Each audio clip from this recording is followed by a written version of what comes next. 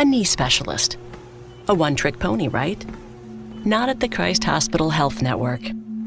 We have integrated specialists for every area of orthopedic surgery, like perfecting your golf swing again, night strolls with your partner, or walking your daughter down the aisle. Everything it takes to get your life back. We specialize in that too. The Christ Hospital Health Network, everything it takes. The Pound This podcast is brought to you by the Christ Hospital Health Network. This is the Pound This podcast, episode 828, all about perimenopause with Dr. Carrie Jones. I want to lose weight, but I don't know how to get started. What should I meal prep every week? How do I get those sweet booty gains? Inspiration for your healthy lifestyle. The Pound This podcast with Amanda Valentine.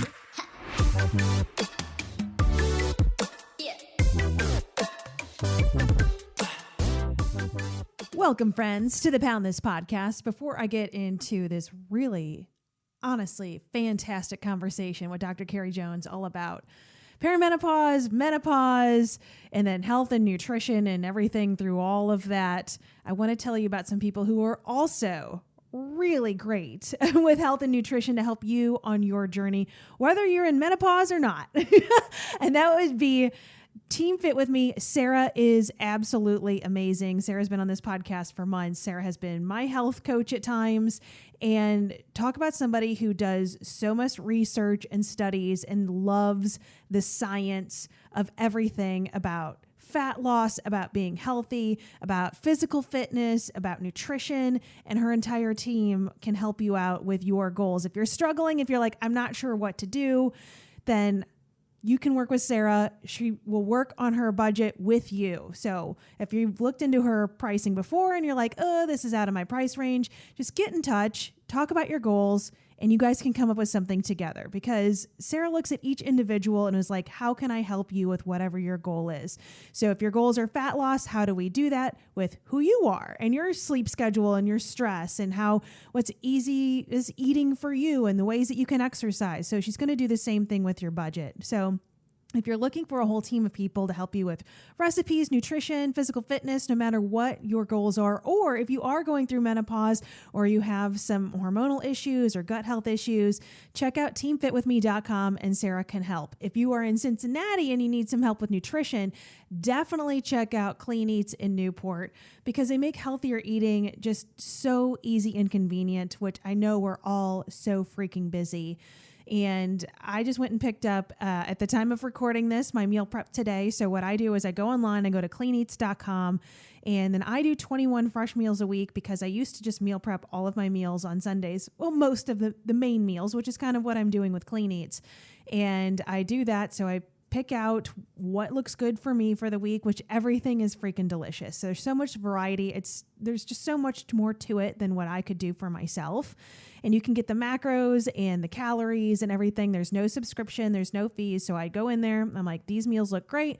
And then I go pick them up on Sundays. But you can stop in anytime, get the grab and go meals, the frozen meals. There's pizzas. There's family style meals. There's the fresh restaurant in there. There are supplements in there. There's seasonings. There's desserts. I mean, everything. If you're like, listen, I'm just trying to be healthier and I just want it to be more convenient, check out Clean Eats in Newport and tell them I said hi. Let them know that you heard it on the podcast. That would be awesome. Okay, now let's talk about all the fun parts of menopause. Thank you so much for listening to the Pound This podcast. I am Amanda Valentine. I am so excited to talk to Dr. Carrie Jones, because all things hormones make me so confused. And I want to understand more about my own body. So Dr. Carrie Jones, thank you for joining me. And now you're just going to give me every answer for everything about all of my hormones, right? Yes, absolutely. This is just one giant FAQ all about your hormones through the ages. Yes. So tell me a little bit about you and your background and how you are the expert in this sort of area. Well, it started out because I very much wasn't the expert in this area. I was raised in Lexington, Kentucky. And as you can imagine, our health class, our sex ed class was not that great. In fact, it was taught by the football coach. Oh. And so when I continued through school and then eventually went to medical school, I realized how much women just don't know about themselves. Even women who've had multiple children, maybe gone through menopause. And as I was explaining hormonal things to them, they're like, man, I didn't know that. Nobody ever taught me that. I always wondered about that. And I thought, wow, what a disservice. If we knew more about the basics of our body and even knew things we should ask for to test or ways we might support ourselves, imagine how much less grief and strife and symptoms and chaos we would go through. So that sort of became my mission when I decided having women understand their hormones, understand their bodies, to be empowered would be so much more helpful to the world. That's where I landed in. So I saw patients for years. I've worked in specialty hormone labs for years. I got into just a lot of hormone education, hormone supplementation, and now I just enjoy explaining how the body works so that we all understand it. Yeah, well, it's so helpful and so needed. I will say that myself as a woman in my 40s that I don't know what's going on. And even if you showed me a picture of all of my external parts, I couldn't even probably name every single, I don't even know what's happening in something that it's attached to me all the time. Right. And so it's geez, so it's one of those things of it feels such a taboo topic for some reason, but we're over half of the population. This is our body that gives us understanding of how we move through the world. And why can't we have these open, blunt, real conversations about what the hell is happening? Yeah, absolutely. Especially as we get older, especially as we hit into perimenopause and menopause. I have so many women that were like, I haven't changed anything, nothing. And yet everything is changed. What does this mean? I'm like, oh, no one has talked to you about perimenopause. Let's talk about it. Yeah, so let's talk about it. I briefly brought this up in a recent podcast I did with a primary care physician of hey, I'm in my 40s now. What can I expect? What's a normal age range? What am I looking out for? And things like that. But I feel like I still don't feel equipped to understand what the signs are of that is, and then also actually what's happening in my body. I've heard the term menopause, and what I could tell you just for me as a person or a woman, I would be I see hot flashes, that you're just it's this change of life. Everyone talks to you about how horrible it is. You're going to be yay, no periods, but you're going to be no, this sucks. And that's the start and end of what I know. Right. And it's the start and end of what I would say the vast majority of people listening, no matter what their gender is, no. I am in the field of hormones. And I remember about 3-4 years ago, my husband looked at me and said, so all this perimenopause, because he was listening to me reading something, probably doing a webinar or something. And he goes, is that going to happen to you? And I was like, yeah, I'm going to try to prevent a lot of the symptoms, but I can't prevent menopause. It's going to happen. So yes. And he was like, wow, that sounds terrible. He just, as a grown man, he didn't know either. And I thought, yeah, I think everybody needs to understand what happens as we get older. So I'll go through some of the just basic physiology and then explain some of the symptoms that come out of that. So when you are in your teens, once you go through puberty, you have a brain to ovarian connection called the HPO axis, O being ovary. And so every month, ideally, you get your period. And to get your period, you're on a very controlled roller coaster. So your hormones go up, your hormones go down, they go up again, and then they go down again. And if you're not pregnant, you get your period. And those hormones predominantly consist of an estrogen called estradiol and progesterone. There are other hormones involved, but we're going to stick with those. So every month, consistently, ideally, that's what happens. As we get older, as we start to hit into our 40s and early 50s, the brain communication down to the ovaries is not as great or as strong as it used to be. And the amount of what we call follicles in our ovaries aren't there anymore. Because now we've got a couple decades under our belt. And so we don't have the follicles, the cells there to receive the signal. So it's kind of like a Morse code or a text message going into the abyss, or it's not getting received properly. So what can happen is, instead of having a monthly consistent cycle, things get screwed up. And when they get screwed up, you get symptoms. So you may start to notice your cycle is delayed. So instead of being 28 days, you might be like, oh my gosh, am I pregnant? And all of a sudden it's 40 days long. It may go the opposite way. You may be like, I have been a 28-day girl, and all of a sudden I'm 24 days. What's happening? And it feels out of the blue. It feels out of nowhere. Because your hormones are shifting like this, you will also start to notice changes in temperature, because these hormones play a big role in how you do and don't perceive temperature in your brain. So now you're hot. So you get hot flashes, night sweats. These hormone changes can also affect things like your skin and your joints. And so women will say, I feel like my skin is crepier or thinner, or my joints are hurting more, or joint issues I used to have way back are bothering me again. These change in hormones can affect our hair. So women will say they feel their hair becomes coarser. Some even get curly hair. Some go from curly to straight. I mean, it's crazy what it can do to the hair follicle. Some have hair loss. We get dryness.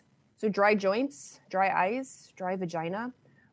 We can have libido changes. We can have mood changes because these hormones play a big role in our brain, and therefore they can affect how we feel around with depression, anxiety, anger, irritation. And so you can see whoever designed it was not real kind, let's just say. It wasn't real awesome to women as they transition through perimenopause. So we call it perimenopause because the ovaries are essentially losing the follicles. They're losing the ability to receive those text messages from the brain.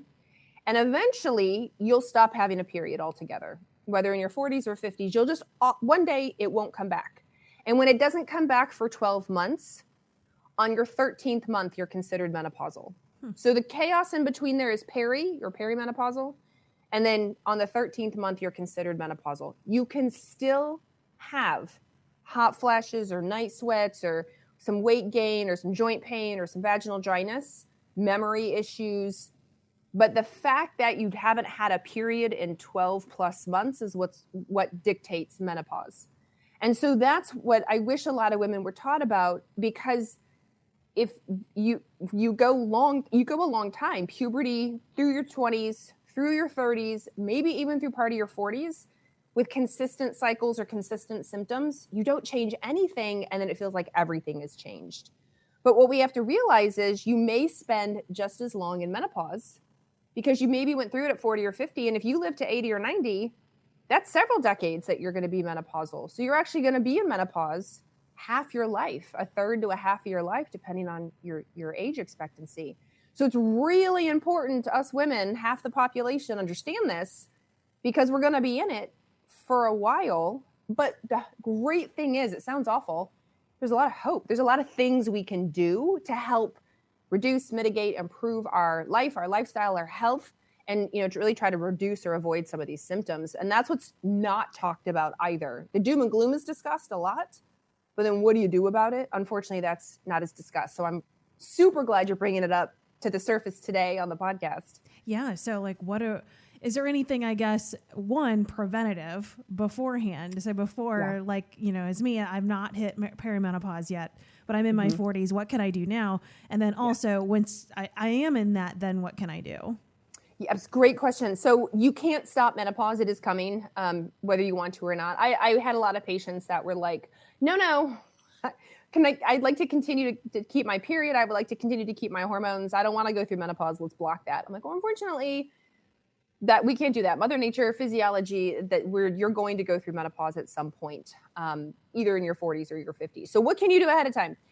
It's all the things that you talk about on your podcast. It's all the things that we know we should do and have been maybe neglecting over the last couple of decades. So the health of your perimenopause really plays back on how has your food intake been, with the quality of the food you put in your body? Are you digesting that food? How is your digestive health? How is your stress and how you've been managing your stress? And has stress been worse lately? When you hit your 40s, for a lot of women, it's the time when they're in the peak of their career, if that's what they're doing. It's also the time where a lot of their kids are graduating high school, graduating college, going into high school, going into college. It's big shifts in the family dynamic.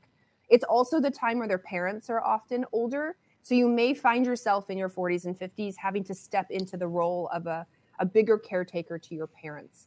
Divorces are often very common. Like moves can happen. Like big life-shifting events can tend to pile up in our 40s and 50s, adding to the stress. And so you're going through this hormone change, this like reverse puberty, if you will. So basically, what can you do to reduce the stress in your life, handle the stress in your life, get support for the stress in your life as you're going through this? Your movement, your exercise, are you taking care of yourself? If you don't move at all, we need to start. And if you use exercise as your stress response, so you're over exercising, which is hurting your body, then we need to back down and find you different kinds of exercises to do. Then on top of that, do you have enough of the vitamins and minerals and nutrients that you need to make hormones for your liver, right? For your brain. So are you on the right path of that? And the last thing really that I want to talk about when the lifestyle habit stuff are habits in general. When do you go to bed at night? Do you sit on your phone? Are you flipping for hours? Are you up late watching Netflix on your tablet? And then you don't sleep very well. Then you get up and live on caffeine. Are you living on alcohol at night because you're stressed out? And so now you have, a glass or 2 or 3 of wine every single night or several nights a week. These habits make a huge difference in how your body does handle the rest and works with hormones. And so it can be really eye-opening for women to be like, dang, I knew I probably shouldn't be on my phone all the time, and I should probably not have had that second glass of wine, and I haven't been exercising like I used to, and stress is really high, but I've always been able to bounce back. And when you hit your 40s and 50s, that rebound is not there like it used to be. We have to take it really seriously and be really diligent as we get older to prepare. Yeah, I feel like that is something really eye-opening when you're just like, I mean, I think especially with a lot of people I talk to, and especially when you talk about getting into a health routine, I'm eating cleaner, I'm in an exercise, like it ebbs and flows, like I'm really into it or I'm not. And it's like, oh, well, I've done this before and the results come not quickly. Like, don't we all wish they would come super quickly if we're doing it the healthy way? Right. But it's like, ooh, this ain't budging this time. I'm like, oh no, yeah, this sucks. Yeah, and that's why I laughed. I wasn't laughing at you. I was laughing with you because absolutely we're like, I've done this in my 20s. I did this in my 30s. Like, I know what to do. I've just been slacking. I've been, it's been lots of vacations or, we're recording this in the summer. And so lots of summer snacking, summer vacation food. I'll just get right back on the health bandwagon. And we notice because of the change in our hormones, because of we're in our 4th or 5th decade, like it just doesn't happen like it used to. Like it's definitely a bigger uphill battle because we are transitioning. We are in a transition period in our life, which affects absolutely every system. So we all remember going through puberty, generally not fun, major transition, kind of affected everything from our mood to our skin to our reproductive parts. And now we're backing out of it. So as a result, all those same systems are going to get affected. So I know I'm asking a loaded question here. How do things change when you throw in a hormonal birth control? So birth control, and this is what's really interesting. I had this conversation with my OBGYN years ago because at the time my OBGYN was 47. And she said, well, I'm just going to be on birth control. I'm going to stay on the birth control pill and ride it through until menopause. And that's what I'm going to do. And I said, instead of the birth control, which is synthetic, you could do hormone replacement therapy that's more bioidentical and specific for you at your age in life. The birth control pill was designed for women of an age who needed birth control prevention. So the dosing in there is going to suppress your own hormones and kind of take over. And so I said, if you switch to something that was more physiologic for your age and what you're going through, you probably would have a lot less risks out the other end. And unfortunately, on the birth control pill, you can go one of two ways when you're in your 40s. And I've seen it time over time, which is why I'm saying this. I would have women say, I'm going to stay on the pill until I'm through menopause so I can avoid it. And they would stop the pill, let's say, if their 50th birthday to try it out. And their menopause would come with a vengeance. Like they just delayed it for, or pushed it out, or they felt horrible. Because not only were they coming off the birth control pill, which can be horrible for some women, they still had to deal with menopause.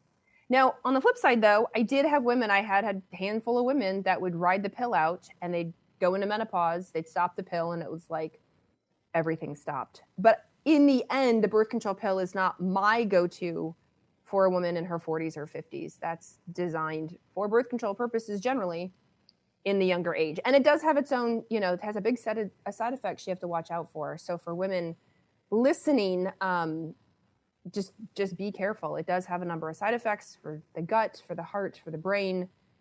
And maybe we should consider that bioidentical hormone replacement therapy instead. Well, I will say, like, for me, that I have like a Mirena IUD that which gives off hormones, but I'm not taking that because I'm trying to hold off menopause. I'm taking that because I don't want to have kids in my 40s. Totally. And the Mirena is a little bit different. So the Mirena has only the synthetic progesterone in it. It's known as a progestin, and so it's inserted, obviously, and into the uterus. And while it's supposed to stay local in the uterus, it often doesn't. It goes, of course, into circulation because there's no gate or fence around your uterus to keep it there. And for some women, it goes up to the brain, and it can partially or fully suppress ovulation, and which is one of the ways it can help prevent birth control or prevent pregnancy. But when you prevent ovulation, you also prevent your own progesterone being produced because it sort of takes over for you with that progestin.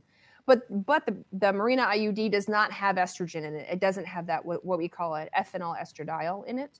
And so you can still have and make a lot of your own estrogen. And you may, if you're going to have a side effect with the IUD, I often found it was because of that imbalance between the estrogens you make and the progestin in the IUD. So women would say, I got this IUD, but oh my gosh, I'm gaining weight, or my skin is super oily, I'm breaking out, I have back pain, my hair is falling out, I'm super moody all the time. I'm like, oof, I bet you've got that imbalance. You're one of the women who can get that imbalance with the IUD. So there are still risks with the IUD, but you don't have the synthetic estrogenic part that's in the birth control pill. So the IUD is super common for women in their 40s.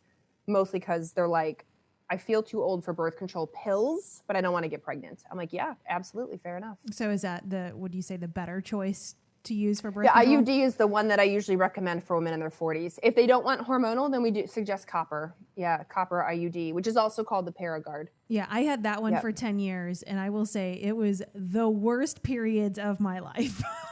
Whoa. It can't, that copper can make, and some women, the copper can make you have heavier periods and crampier periods. I was the opposite. I had the copper IUD, and no cramps, and it didn't make my periods heavier. Man, so it's really interesting, right, how it can work. Just like the Mirena, I have patients who had the Mirena and loved it. And I had others who were like, get this out of me. Ever since it was inserted, my body hates it. And I'm like, we don't know until we insert it to know. That's what's terrible. Yeah, right. Well, and then I just think this is such a great point to bring up, having this conversation, is that how each individual reacts to things in different ways and will have different symptoms. So it's like, if you're just Googling menopause and perimenopause and what to do, it's like, it's not one size fits all. Like, everyone has their own thing. And like, unfortunately, like you said, you're going to have to do some experimentation on yourself to see like what works for you and what doesn't, because a Google search is not going to give you your answers.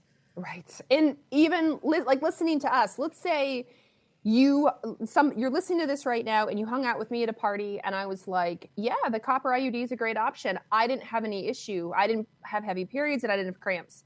And then the next day they hung out with you at a party and you were like, I hated it. I had the worst heaviest cramps ever, They'd be like, oh my gosh, I'm so confused. It's not confused. It's just how our bodies individually react to these things. Yeah. So what would you say is the number one thing that women come to you with while they're going through this change? I guess the biggest struggle that they express. Weight gain, the menopausal weight gain, the midlife spread. And they will say, I haven't changed anything. And that's the like knife in the heart when they're like, I am eating healthy. I, do move regularly. I had and felt like I had a great weight for my height and my age. My clothes were fitting fine. And all of a sudden, over the course of the last year or two, I've put on 10 pounds, 12 pounds, 20 pounds, quote unquote, out of nowhere. and they're in their 40s or 50s, and truly nothing else has changed. Now, as we now know, internally, everything is changing and everything can be changing. And that also includes other systems, like I said. And so if you're going through perimenopause, you are at a prime time where things like your glucose and insulin change for the worse. When your hormones shift down, you become more insulin resistant. It's not fair, it's not fun, but it is something you have to keep an eye on. So if you're thinking to yourself, well, I got blood work last year, I'm fine, I'm not diabetic, but you're getting the slow creep on the weight gain, it may be worth going to get that glucose insulin checked again, because it can get worse as we get older. The other thing is our thyroid. When we go through these big transitions, puberty, pregnancy, postpartum, perimenopause, big transitions in our female body, our thyroid tends to go haywire. It's common enough that we bring it up. It's written about in papers and books. So even if you got your thyroid checked 2 or 3 years ago when you were in your 30s and it was fine, it's always been fine, but now you're going through perimenopause, ask to get a full thyroid panel, because it could be contributing to that weight gain. Stress, right? Stress, cortisol, that like spare tire around the middle. So when you've got insulin glucose issues, you've got cortisol issues, you've got thyroid issues. I believe it's the Mayo Clinic says that the average woman gains 11 to 18 pounds in menopause. Kind of a combination of those things. So it's important that you don't write it off, that you're like, oh, okay, something's changing, I need to get a proper workup. Well, just even kind of going off topic from menopause right now and staying on the stress, like just what kind of, I think this really needs to be discussed, because I feel so many people, including myself, have massive amount of stress. Like you were just saying, people go through the divorces at this age and kids leaving, and like you're going through all of these changes, take out the menopause. Like what is that stress doing to us? Yeah. Like what is that actually, like we're just being like, oh, we'll figure it out and we're doing our list and we're like in our head, but like what's actually happening to our body? So cortisol is known as a glucocorticosteroid. That's the family of hormones that it's in. Gluco, because glucose is the number one thing it manages. So if cortisol had a resume, like the number one job description of things it likes to do is manage your glucose, believe it or not. So we think of cortisol with stress, managing stress, and it's very true, but it does it through glucose. And so when your glucose is really low, your cortisol, you get a bump in cortisol and in other hormones, adrenaline is an example. And that helps tell your body, hey, your glucose is low. Let's break down and make her some more glucose so she can continue through the day. But now let's pretend your glucose isn't low. Your glucose is just regular old normal, but you get real stressed out. You get in a big fight. You get an awful email. You see something terrible, a text message, something. You're very stressed. You're going through divorce paperwork. Your cortisol shoots through the roof because you're in a fight or flight state, and the body doesn't know the difference between I'm reading a terrible email and I'm getting chased by the tiger. Unfortunately, it doesn't know that difference. So cortisol rises, adrenaline rises, which is known as epinephrine, and then your glucose rises because the body says, geez, you're about to run from a tiger. I better dump a whole lot of glucose into your system. Your brain is going to need this. Your skeletal muscle is going to need this. The problem is we don't run anywhere. We're not literally using it and running from the tiger. So then insulin goes way up and says, well, this is a lot of glucose in her system. I'm going to spike her insulin, which is a normal response. You're going to spike her insulin to try to shove it into the cells so she can use it. But once again, we're not using it. So now we have a glucose spike, an insulin spike, and we're not actually really using our glucose. So when we keep getting these insulin spikes, what we can get over time is insulin resistance. And we don't use or utilize our glucose the way we should. And we have all this insulin that isn't able to do its job. And we start to notice we have that like extra fat gain, that extra weight gain because of this. So here's a really interesting example. I had a continuous glucose monitor on my arm. I'm not diabetic. And I understand there's a lot of controversy around that, but I had the continuous glucose monitor on my arm because I was trying different supplements, checking different I was my own guinea pig, let's say, just being in the hormone lab world and the supplement world. And I wanted to see how these things reacted to my glucose so that I could report back. So I had a completely normal glucose. I had happened to check my glucose. It was in the 80s. And then I got in a fight with somebody. And I got in my car and I went to go do errands. And in the 20, 30 minutes I was in my car driving to the place I needed to run errands, naturally I was rehashing the fight out loud in the car, right? I was having a fight with myself, yelling and, making my points and saying the comebacks I should have said in the fight. And when I got to my errand place, I checked my glucose and it had gone up like 40 points. I was well above 100 at that point. I hadn't eaten anything. It wasn't sugar. It wasn't alcohol. It wasn't soda. It wasn't any of those things. I'd gotten in a fight, and my body, in my head, I fought myself. And my body was like, well, clearly it's a tiger. We better give you a lot of glucose. And I just had a girlfriend of mine say a very similar story. She had a continuous glucose monitor on. She got a super awful email. She checked her blood sugar before because she was keeping track. After the email, her anxiety went up, her irritation went up. She was really upset. She said, Carrie, look at my glucose. It was really high. She got this huge spike. So it just goes to show we think food is the only thing that spikes. We were very conscious about our sugars, our carbs, our soda, our creamer, things like that can really spike our blood sugar. And we forget that our average everyday life, the stress in our life, our emotions really affect our glucose as well. And when it affects our glucose, it's going to affect our insulin. When it affects our insulin over time, we get resistant and really get that stubborn weight gain as part of it. I'm totally pulling a figure out of my butt here, but because I can't cite this and I can't even remember exactly what it is. So I'm not a doctor. I love it. I've heard that like when you do have like those those big stress spikes, that it takes something like 6 hours for your body to like come down and like chill more. And so it's like, but that's one event. Like if one event happened at 9 a.m., it's going to take 6 hours. But obviously, if you're going to go into work or you're going to do whatever for 8 hours a day, like you're constantly then just like pinging this all the time. So if that's the case with this, figure I just pulled out of my butt, but something similar, I'm sure, then like, how do we even begin to manage that in the culture that we live in, which is like so pedal to the metal, hammered out, stressed all the time? Yep. And this is where, and the 6 hours, I actually don't remember if it is 6 hours, but I do know we call it metabolic flexibility. So the less flexible you are, you will get up into that 6 hours. So if you are checking your blood sugar in your day, you happen to have a continuous glucose monitor as an example, you will see your glucose rise. So it may dip down and then rise. It kind of rides this like higher roller coaster that just lasts longer than if you were having a chilled out day on vacation or on a weekend. You may go up and then you come down and then you're back in the normal zone again. And so this is where culturally, as a nation, like we have to really think about these things. And it's super hard. One, because of so much we can't control. And then two, just from a dietary point, which is the other half of it, there's just so much junk that's being peddled that's just going to worsen our blood sugar response. And so it's up to us, the people that are listening, of like, how do I handle stress? What do I have in place to handle stress? What are my outlets for stress? And on social media all the time, you see things like breathing exercises and journaling and your sleep habits and, your community. And do you find joy and happiness in things? Do you talk to a therapist if you need one? How are your relationships?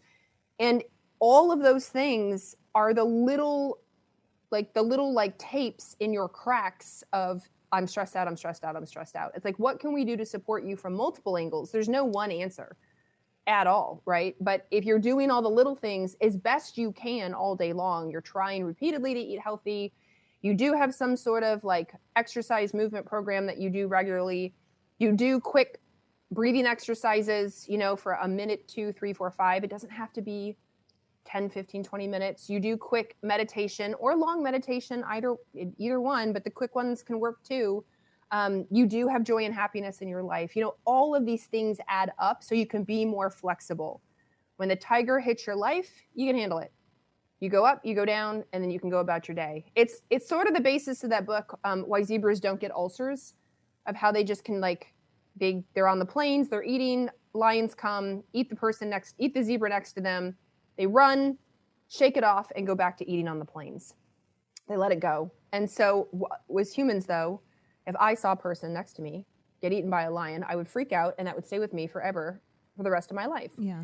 And that's how a lot of us operate in a lot of areas in our life. And so by having as much support as we can muster, we can fit in for a minute, 2 minutes, 3 minutes, 4 minutes, builds up through our day. And that's what I tell people. We can't avoid stress. It's how do you handle it? And then what's your way to shake it off?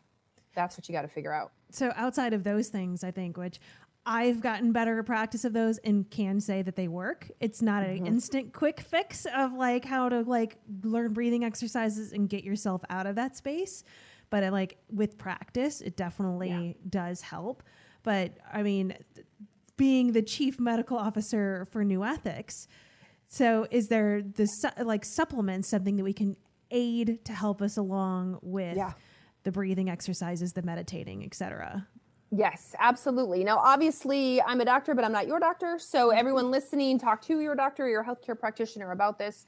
But this is where, when it comes to supplements, we use them to help improve our resiliency, right? We're trying to improve our resiliency, our flexibility, how we handle our stress. So just right off the bat, a lot of people are just nutrient deficient because of, like, let's say medications they take. You mentioned the oral birth control pill earlier. The birth control pill depletes so many nutrients and vitamins out of our body just by default of being the birth control pill. So if you're on the birth control pill, you probably need a multivitamin. That's how many nutrients it depletes. And so by repleting the nutrients you're missing because of whatever medication you're on, that's just going to put you ahead. So you're going to get your B vitamins, which are important. You're going to get your vitamin C, which is important. You're going to get your vitamin D, which are important. And all these vitamins and nutrients help your body go round. I mean, they're quite literally the cofactors for getting from point A to point B in a lot of sections of your body. So right off the bat, are you even getting the nutrients that you need at a baseline? On top of that, we have herbs called, an area of herbs called adaptogens. So adaptogen is how to help you adapt as a whole system to stressors in your life. And it helps you adapt in all of your systems, not just your stress adrenal system, but that's commonly what we talk about the most when you read about it online. So these are things like ashwagandha and ginseng and holy basil and rhodiola, eleutherococcus. So if these words may sound kind of weird and foreign to you, but they're just the name of the herb that are commonly in mixtures to help with adrenal stress. And now I think like ashwagandha is probably very, very popular. Ginseng is probably very familiar because it's all over. And you want to make sure you get a good quality from a reputable source because they are herbs. So like no Amazon on that then? Well, so some, like NuEthix is on Amazon, but it's controlled. NuEthix controls it, right? But what you don't want is the fly-by-night company. You want a company that can show you what's in the capsule is in the capsule. If it says it has ashwagandha in there, they should be able to produce a paper from a third-party independent tester that says, yeah, that's ashwagandha. Because I have worked when I was a medical student, I worked with a supplement company who did third-party testing on everything that came into their company. And we would get the craziest things. You would think what was coming in was ashwagandha, let's say, and it would test for some other random herb. You would get, they'd be like, look at this. We asked for this, and this is what was shipped. And if you never tested, then you're putting the random herb in a capsule and putting an ashwagandha label in it. So it's really important that stuff is checked. And so there are great supplements. Like NuEthix has a great one called Cort Ease, as in cortisol ease. I take it every night. I take 2 capsules every night before bed, because it has the calming support in it, and it has, the adaptogenic support in it. Because after a long day, I'm just as susceptible to the next person, and it helps me feel calm and sleep. So that's a great one. Yeah, I have taken that one in the past, and that was really helpful. Yeah. It's just like helpful to feel like nice and sleepy. Yes.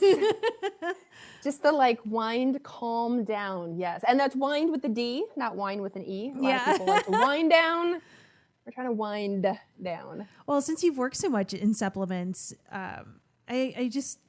you see especially you're on Instagram and you have an Instagram presence. And I don't know if you would define yourself as an influencer or not, but there's lots of people that are influencers that aren't influencing good information. And so there's so many supplements and so many empty promises to do all this stuff that like you're saying, it's extra work to put in your own research, but if this is something you're putting into your body with an expectation of results, then you're probably going to have to do a little bit more research, especially I think when it comes to the hormonal issues. Yeah. That, like, I don't know, that seems so just sketchy to go off something that you don't know, to be like, I'm going to expect this to fix me. Like that stuff scares me. And especially now, I was just talking to somebody earlier this week, and I do not know like the ad spend part of marketing. That's Facebook ads, Instagram ads, things like that. And I was talking to somebody in the supplement world, and they said, there's a really popular supplement out there. I'm not going to name names, but they have a $40 million Facebook ad budget. Oh, $40 million. Oh, so when you look at the ingredients, they're crap. They're terrible. But because they have slick, beautiful packaging and a $40 million Facebook ad budget, they're killing it. And I'm like, man, that's so unfortunate to the public, because I look at the ingredients as a trained eye and I'm like, I wouldn't take it. I wouldn't spend the money, but the budgeting and the marketing is beautiful. I will say that. And that's so hard. It's right? so scary. I mean, that's just with anything, like, not to go off topic here for a minute, but it's like, I think especially when it comes to eating healthy, it is so scary because marketing is against you, of like these flashy things like, extra protein or, low carb or low fat, like all of these things in pretty packaging and like these promises with a tiny little disclaimer on it. Mm-hmm. And it's like, how do you, like, again, it's so overwhelming of like, how do you stop and decipher? You're like, I'm hungry and I am on a budget and I am stressed out. How am I supposed to walk into this chaotic grocery store and decipher between these 2 million items of what's right and what's wrong? And you just like end up just making what you think is the best choices, and you're really just buying into somebody's marketing budget. And and this is why I say I wish we were taught these things at a young age. I mean, everything from even stress response. Imagine if we taught in kids how to stress regulate, right? Like if you knew as a young child, your parents, your teachers taught you how to stress regulate, imagine how much better you would be as an adult, because you started that in kindergarten or, whenever, of how to stress regulate, emotionally regulate. And we don't learn that. And as a result, we have a lot of unregulated people, ourselves included. Like we just feel off our rocker some days. And I'm like, God, I wish somebody would have taught me this better. I'd have better habits around it. The same goes for diet. And I don't mean diet as in dieting. I mean like how you eat. I have a lot of adult clients and patients who were like, I was never taught how to cook. I have no idea how to cook.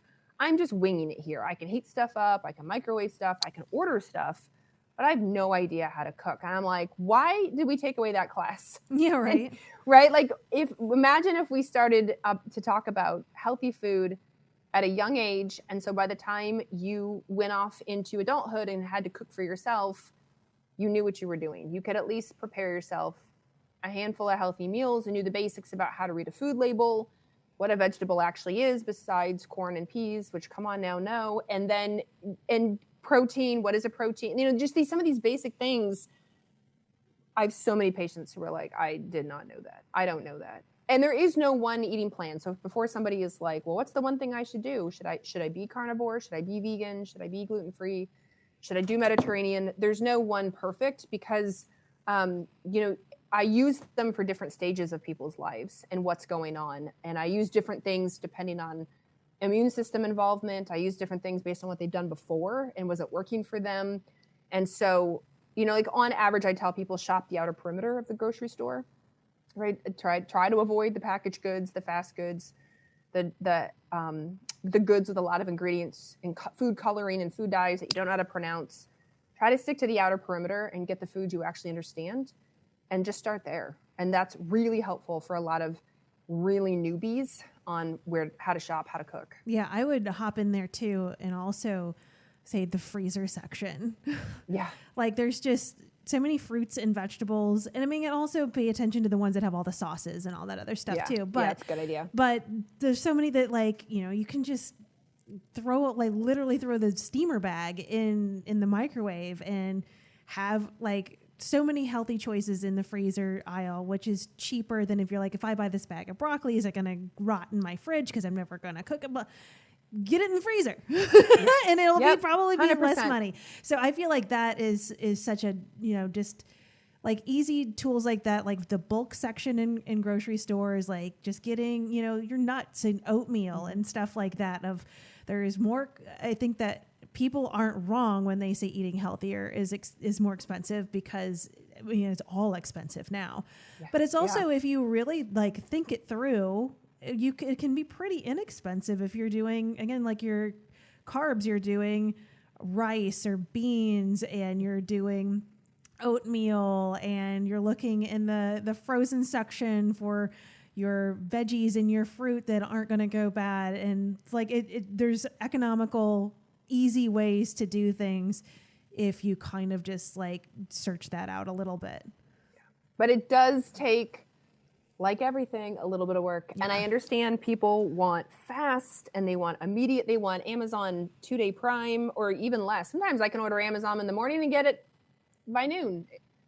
But with health, it doesn't always work that way. In fact, it usually never works that way. You do have to put some effort in, some planning in, some discipline in, and supplements are not going to save you.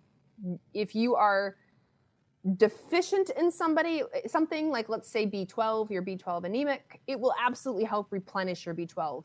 But it doesn't answer, why are you low in B12? Is it because you don't get it? You don't absorb it? You've got something going on? You've got some sort of autoimmune called intrinsic factor. You can't absorb it. Like, we still have to figure that part out. And so I'm a big fan of supplements, but they're not going to solve your puzzle. And there's no magic supplement out there that's one size fits all. If I had a magic supplement for menopause or a magic supplement for women's health, I would not gatekeep. I would just put it in the water supply for women and just give it to everybody for free. But unfortunately, there's not like one pill to rule them all. Yeah. I wish. Well, speaking of supplements, I do want to ask you how you began your relationship with NuEthix, because I've known Zeb Crawford, who's been on this podcast since 2018 and has been affiliated with them, works full time for them now for years and years. And so they sponsored a big live podcast 40th birthday party I did last year, and so they've been amazing. And I'm like, I know them personally. So like, that's where I'm like, well, I can vouch for them. They're good people and I know what they're doing. So it's like, but how did, you're in Portland. How did you find the Cincinnati company? How were you like, no, this is actually good. I'm going to put my stamp on it. I believe in this. Like, how did that process work?